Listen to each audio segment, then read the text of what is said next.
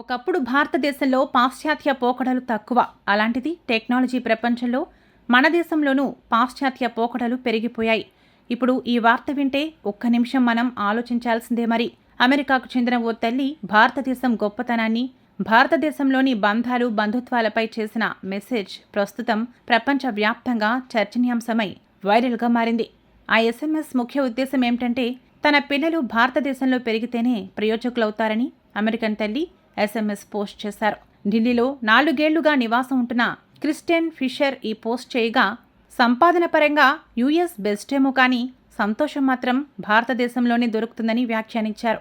ఇక్కడ నివసిస్తే భావోద్వేగాలను హ్యాండిల్ చేయవచ్చని, లోతైన సంబంధాలు ఏర్పరచుకోవచ్చని, సర్దుకుపోవడం అలవాటు పడుతుందని, కృతజ్ఞతాభావం పెరుగుతుందని పేర్కొన్నారు. ఇది భారతదేశానికి ఉన్న గొప్పతనం, ఔన్నత్యం. దేశం విడిచి ఎక్కడికి వెళ్ళినా మనలాంటి సంస్కృతి సాంప్రదాయాలు మరెక్కడ కనిపించవు. అందుకే భారతదేశ సంస్కృతి సాంప్రదాయాలను కాపాడుకోవాల్సిన బాధ్యత సమాజంలోని ప్రతి పౌరుడిగా మనపై ఉంది.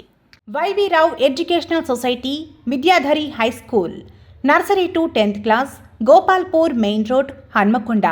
2025-26 అడ్మిషన్ల కోసం సంప్రదించాల్సిన ఫోన్ నెంబర్లు 9246890614, 96520622686.